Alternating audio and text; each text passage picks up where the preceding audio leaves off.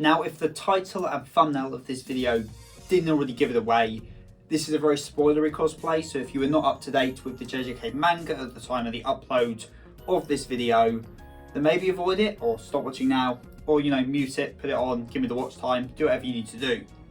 With that all said, yes, today we are going to be cosplaying Sukuna from JJK, more specifically Megami host Sukuna, so Sukuna when he has Megami as his host rather than Yuji.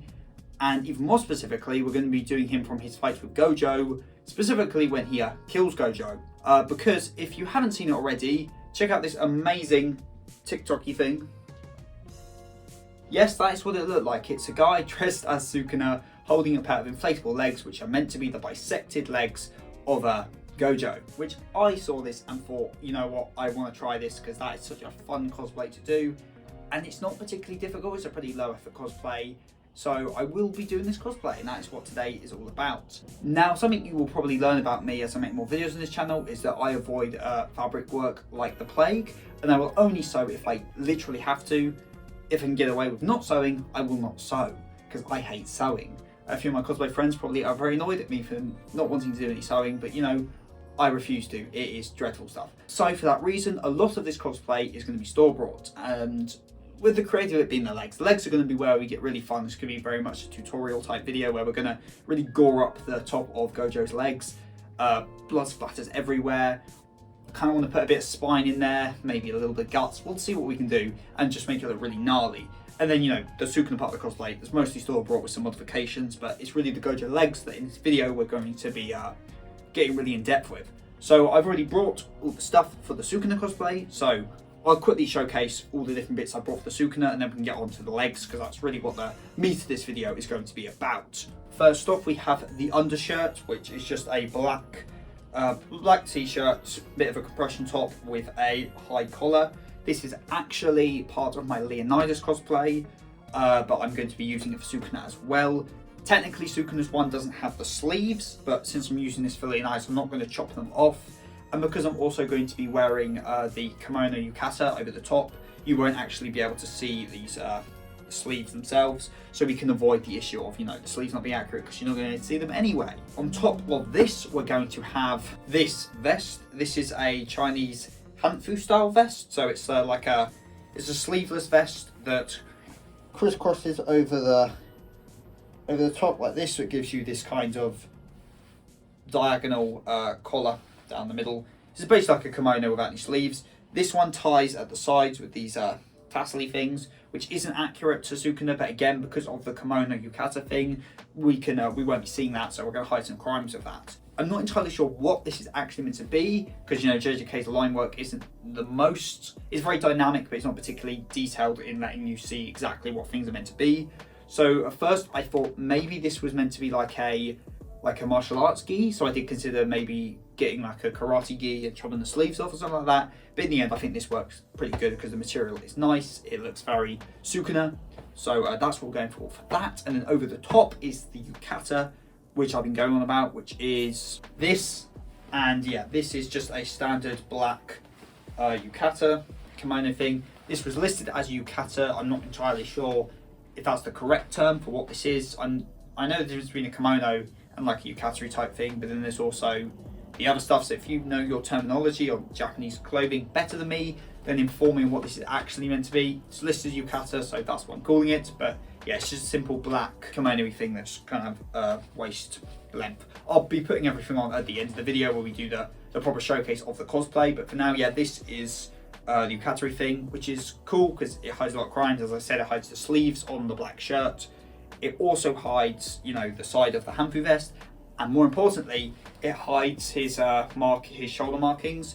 Because the thing with Sukuna is there's a lot of body markings, so the more of it's covered with clothes, the better, because it's the less that I need to do. So all I'm going to need to do is the face and the wrists. I'm not going to have to worry doing the back, the chest, or the shoulders, which is pretty cool. For the trousers, we have these kind of stretchy yoga pant things. They are very wrinkly, but they will do the job. There's again, he just has kind of baggy white trousers. Again, for maybe they're martial arts trousers, but in the end, I think these work quite well. And since they're basically identical to the ones Gojo wore, I managed to get two of these together, so I've got another pair of these which we'll be using on the Gojo legs, so I'm just going to work it out kind of cheaper that way. For the belt, he wears like just a standard black belt, so I've got this judo belt. I got two of these in an eBay auction for like £2.30 or something, really cheap, just cheaper than buying them normally. Weirdly, these are fairly expensive for what they are, and I didn't want to spend like £6 on a black belt, so I just bought these purple ones, and I'm going to paint this up black with some acrylic or dye or something. We'll do something, you'll see later in the video, and we will have a nice black belt. The other one I brought, these will be used for Gojo, because again, he has a black belt very similar, so one will be for Gojo, and one will be for Sukuna. I may even just chop one in half and use it, because they're quite long, but we'll have to see how long they actually are. And then the last bit of the clothing for Sukuna is sandally things. These are just kind of some gladiator style sandals I got online. They are not the most comfy things in the world, but they will do the job. They look pretty bang on what Sukuna wears, which is just, you know, the word straw sandally things with some black lacy kind of things like this. So they're not the most comfortable thing in the world, but it's very rare for con footwear to actually be particularly comfortable. So these will do the job for now. And that's all of the cosplay minus the wig, but we will be getting to the wig in just a minute. But first I want to get to painting that purple belt black. So we'll quickly go over, do that, and then we'll get on to the wig. In order to gauge the right size for the belt, we have to obviously measure it around our waist. I'm just wrapping it around me, tying it how I want it to look. Not too long once it's tied. And then I'm just going to mark out exactly where I want to cut it. So that's about there where I'm holding it right now. Then all we've got to do is take it outside and get the scissors and snip. Well, snip, there we go. And, you know, there's easier ways to do so. I probably could have used fabric dye, probably would have been better, but I just used some black acrylic. I do like my acrylic paint, and I just absolutely slathered this thing in black paint. This probably wasn't a great idea because this took absolutely forever to finish. Like, honestly, I had to put like 7 coats on it just to get this to really soak in, because yeah, there's so many little creases and stuff. It just, yeah, and even now it's still got a bit of a purple hue to it, but you know, we will deal with it. Next up, we have the wig. I didn't film much of this just because it was an absolute faff, and yeah, it didn't look great. But the key is we just want to spike it a bit and spike it backwards. So in order to spike it, we just get our spike in our hands, just a clump of hair that we're going to use. And then once we have it in place, we're just going to kind of hold it in place like as you can see, and then just hit the back of it with some hairspray. You've always got to hit the back of it, not the front of it, because that locks it into kind of the way you want it to fold or fall, or you know what I mean. And so we've done that with this one, and the key is that we're going to be doing a lot of these, and then we're going to go over them with the hairdryer, as you can kind of see at the top of the screen. So yeah, so the hairspray should kind of lock in with the heat from the hairdryer. Again, I am a real novice when it comes to wig styling, and I don't like doing it, so do not consider this a tutorial, just more of what I managed to do. And as you can see, we're just going to be doing a couple more spikes. Only going to be showing a few of these off in the video, and I do most of it off camera, and even the bits I do here look absolutely shocking. There goes that bit, absolute state. The wig itself is just not great. It is meant to be a Sukuna Megami wig, but yeah, it came in a bit of a state. I probably could have got a cheaper normal black wig and just done this, because yeah, it's just not a great wig. But as you can see, we are giving it our best go, trying to record it, and as you can see, it's falling off the thing as well. So yeah, so we're just spraying back as many of these bangs as we can, hitting it with the hairdryer, and there goes the head. As you can see, this is why I stopped filming it. Now that we've showcased off the clothing, we've painted the belt, and we've done the wig, the only thing left to do, and this is going to be the fun part, is the Gojo legs. So for that, we have got a pair of inflatable legs, just like in the initial video. Only difference is ours are going to be a little more realistic. No flack to the person who did it in the original video. They obviously inspired me to do this.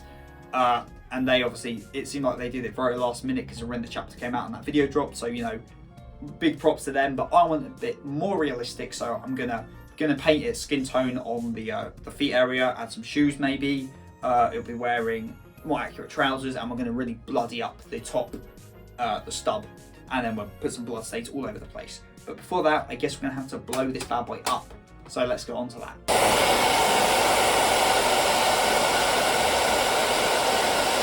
And as you see, we've blown up the legs. These are just some nice inflatable mannequin legs, and they're looking pretty good with a bit of a suspicious crotch area. and we just dress them up in the trousers and we're putting the belt on, making sure to tie it tightly. So here they are looking good, but of course we want to gore it up, so let's head to the shops where we're going to grab some liquid latex. Okay, so the first thing we want to do so the latex actually sticks to the plastic is we're going to put on some PVA glue or wood glue or whatever kind of glue you want. This just kind of helps stuff to stick to it because we know how difficult it can be to stick stuff to it. Next, we're going to put on some cotton. This is your standard cotton wool. I'm using sort of like cotton like pleats and just stuff it down. And then over the top, we're going to be painting on some liquid latex. This is my first time actually trying liquid latex for one of these kind of builds, and I think it works really well. So what we're doing is we're putting the cotton down to add a bit of texture. So as you know, even though I guess technically it was a very clean cut, as soon as you cut, you know, blood's going to be bubbling up, guts are going to be displaced. So it's not going to be a completely clean flat surface. So what we're trying to replicate here is, you know, the guts and the gore and stuff. And although it looks quite puffy here, when we put the liquid latex over the top, it kind of pushes it down a bit. So the cotton's adding the dimension, and the liquid latex is going over the top to cover it and kind of seal it, and then we can paint on top. The key is I found here is just, you know, just keep putting as much on there until it looks good. I find there isn't too much you can do. Like, there is too much, but like, you know, and as you can see, like there, we can have it dripping over the back a bit. Now, a really cool detail I wanted to add to mine is a bit of spine. So what we're doing is we're cutting a circle out of EVA foam. I think it's 5mm. We're cutting that out, and then we are going to be just, you know, stick that down near the back, you know, kind of where the spine is. In reality, I don't think this would look like this, but, you know, that's what we're doing. I think it adds a bit. So we're just going to use some cheap and nasty super glue, and we're just going to stick that down roughly where the spine would be. It's a nice detail. I think it's cool. So then we're going to just put some more cotton on it, and we're going to try get some of this cotton around the spine, because obviously the gore it's not going to be perfectly clean. The gore is going to be bubbling up around the bone. As you can see, we're putting more cotton like kind of spilling out, because again, as I say, the guts are going to get displaced and there's going to be a bit of spillage. We again really want a nice kind of realistic texture, so, you know, go overboard, put as much as you want down, and yeah. So now we're going to add some paint. I could have got some actual blood texture or honestly done a better mix, but, you know, I think in the end it looks quite good. So we're starting with some red acrylic, because, you know, it's like £1 for a bottle of this stuff, so, you know, it's excellent stuff. So yeah, gore, blood, red, so we're just doing a nicer red undercoat. It's a bit pinky in areas, but, you know, it's fine. We're going to be adding some more colours over the top to make a more realistic effect. And again, don't be worried about getting any on the trousers or the belt or anything, because, you know, at the end of the day, we're going to be blending the whole thing up. So, you know, might as well get some in now. Again, and also don't be too shy about getting any of it on the spine, because again, we're going to have to paint some bone texture over the top anyway. Yeah, so yeah, just get it all nice and red. Even now it's looking a bit fresh for what it was, so that's why we're adding the black. This black creates like almost like a nasty brown colour when it gets with the thing, and at the moment it looks a bit gross. But if you remember, the internal organs are near like the front of the body, so just imagine it's a bit darker at the front, because that's like where the liver and stuff is. And then we're putting the red back over the top, which, you know, it creates a more natural colour. And already I'm loving the look of this colour. I think this is looking very realistic. It looks a bit like guts and gore to me. There's a nice mix of like reds, browns, pinks, blacks, you know. It's looking pretty good. And then we're just going to have a quick rummage through my really messy supply thing to find a bit of white acrylic, just, you know, to get the spine going. I don't have a better like bone white than that, so we're just going to have to deal with that, but I think in the end it looks pretty good. And as you see, we're just touching up, just adding a bit of odd colour all over the shop.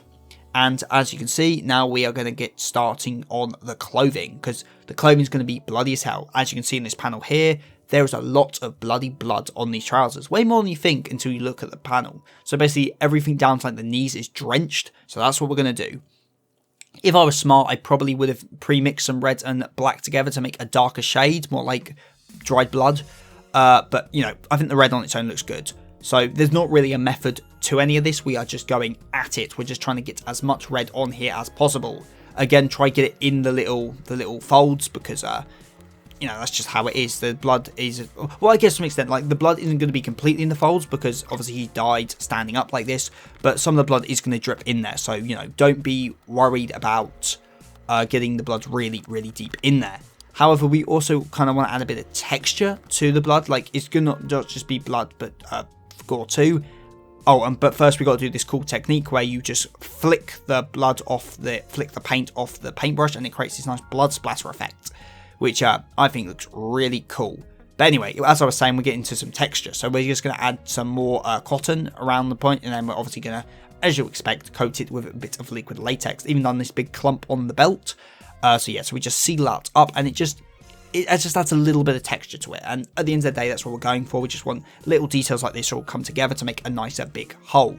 And then, as you expect, we're just going to paint over these with some red. Again, you barely notice it, but I think it makes the small bit of difference it makes works well. So now we're getting onto the shoes. Again, like with the top, we're just going to be painting on some wood glue, just so stuff sticks better.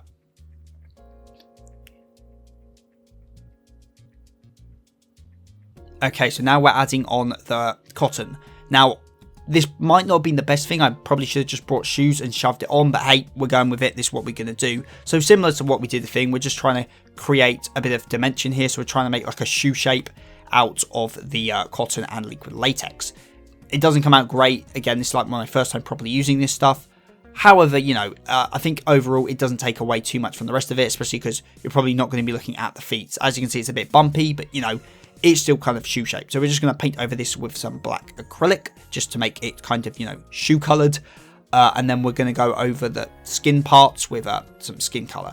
Again, it's a bit bumpy and stuff, but, we'll add a bit of blood and gore to that over the top. Just, cover the crimes. But overall, I don't think the shoes look terrible for my first attempt. So that there is the complete Sukuna Megami cosplay thing.